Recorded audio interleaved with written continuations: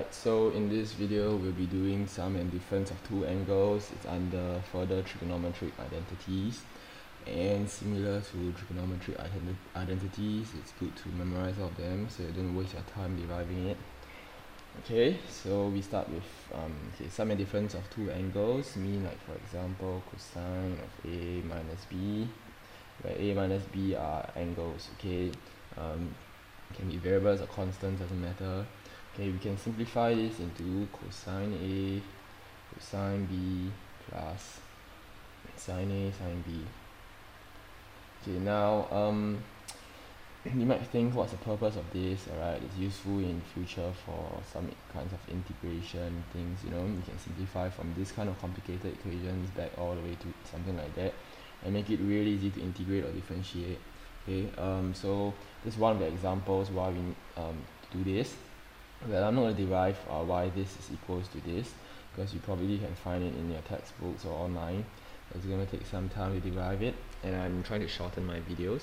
Okay, so knowing that, we can actually from the first equation get the second equation. If you want to find what's cosine A plus B, just sub B as minus B, correct? So if all your B becomes minus B, the top becomes A minus minus B, so that's A plus B. Okay, so if I sub B becomes cosine of minus B plus sine A sine of minus B, right? We know that cosine minus B is actually just cosine B is the same, very interesting identity. And sine minus B is just minus sine B, so we get cosine A, that was the same, so just leave it like that. And since there's a minus to come out for the sine case, it becomes like this.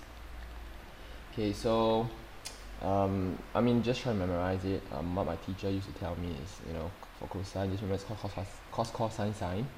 Okay, and then well, just it's always AB, and the sign is just opposite. So if, I mean, the SIGN sign is in the opposite, so this minus is a plus, plus and minus. Up to you lah. Okay, you have different ways of memorizing it.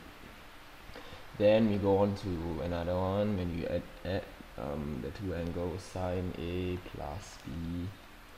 Okay, so this will give you sine cos, which is sine A cos B plus, sine cos sine cos A sine B. Alright, similarly, if I sub B as minus B, becomes A minus B, right? Because plus and minus B is actually minus B, right? So we're gonna get sine A cos B, because remember that, you know, cos of minus B is the same as cos B minus cos A sine B. So this is the 4 formulas you want to remember. This is really important. Alright, and then we left with tangent. Again, the same thing. Tangent A plus B is tan. Okay, this is easier to remember, so much easier. Tan A tan B over 1 plus 1 minus tan A tan B.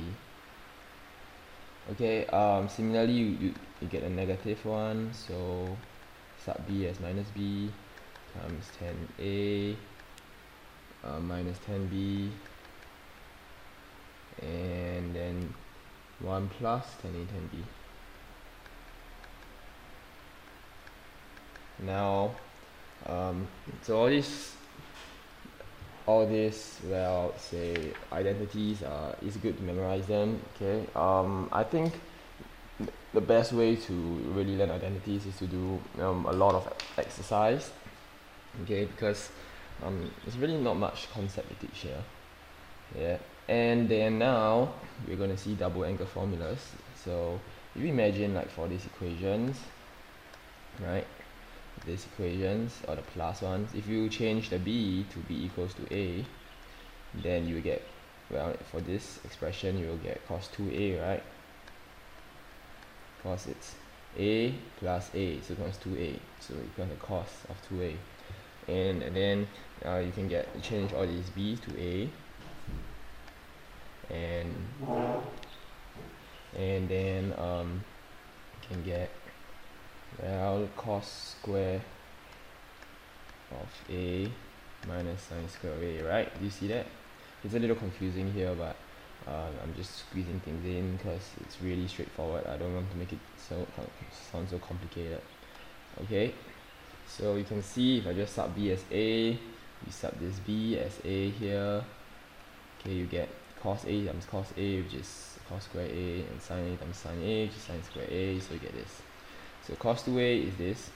Alright, and if we change the sign, same thing, we sub this b as a. Alright, then you can see that maybe for here, it becomes an a, right? It becomes an a, and then you get, see, this sine a cos a, and sine a cos a. So you just get 2 of sine a, 2, cos is 2 of them, right? So it's 2 times sine a cos a. Same for tangent, substitute the a as substitute the b as a, you get 2 tangent a. You see that? Because if I change this to a, it's tangent a plus tangent a. 1 minus, if this is tangent a, it's tangent a times tangent a, right? So it's tangent square a. So these are double angle formulas, which is good to memorize. Same thing in differentiation and integration, you use them a lot to make your equations look more simple. Okay, so well, and there's one more thing we need to know for the cos equation, alright, because we know that, well, that we have just derived, right? Cos 2a is equals to cos square a minus sine square a, right? So well, we can simplify that to 1 minus, okay, now if I remember that sine square a plus cosine square a is equals to 1, correct? So if I substitute cos square a, it will be equals to 1 minus sine square a, right? So cos square a, if I substitute as 1 minus sine square a, which I'm showing you here, to this, right? And I minus away a sine square a again, I get 1 minus 2 sine square a. Similarly, if I do sine square a and it equals to 1 minus cos square a, I can again derive the same thing, right? Because I just need to sub in again. So it goes to cos square a, since it's a cos square a here, and minus sine square a, so it's a little complicated here because it's a minus sign, so minus 1 minus cos square a, you get, actually it becomes a plus, right? Cos square a minus 1 plus cos square a, and then you get 2 cos square a minus 1. Okay, so cosine 2a has a little more equations because you can make use of this basic sine square a plus cosine square a equals 1 identity and substitute it in, and you get this new equations. Okay, so well, this is just a very simple explanation of double angle formulas. The purpose of them is to well, make your life easier. Okay, so one more last thing we need to know is this, that for example, if I have sine of 4a, this is actually equals to sine of 2 times 2a, right? So you should be able to do this on your own to derive it, such that it becomes 2 sine 2a cos 2a. Okay, because the identity is that sine 2a is equals to 2 sine a cosine a, right? And if I sub the a as 2a, which we see in this scenario, right, this a is now 2a because it's 2 times 2a, 2 times a. So now this becomes the formula. If I put it as b, it just becomes like that, right? Okay, but in this case it's 2a, so I just write 2a inside. Okay, and you can further simplify it to 2 times 2 sine a cosine a times the cos 2a. You can use any of the there's 3 equations to this. So choose one, put it inside, and you get a longer equation. So you can use these identities to make things easier. Okay, but maybe for odd numbers it's a little difficult.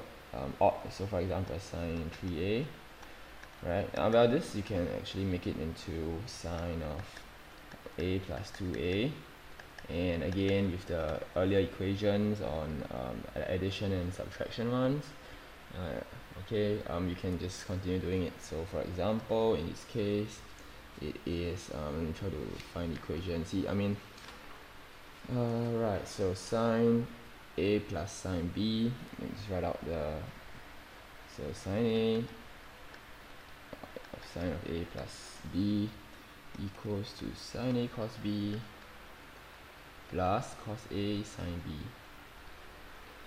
So well, if my a is this a and my b is 2a, if I make that case, if I'm sine of a cos 2a plus cos a sine 2a. Okay, so and I can continue to expand this. Alright, and get a new equation which you can try on your own. Okay, these are just small examples on how to make bigger angles into, or such that they're all in like single angles. Okay. Yep, so I guess that's about it. The most important thing about this is to have lots of practice. Keep on doing examples, okay, and then you will get an idea of how this thing works, because there's really not much concept in identities. They're just like equations that is best to be memorized and used for things in the future. Okay, so please just keep doing exercises for identities. There's really nothing much to teach about it. Alright, so thank you.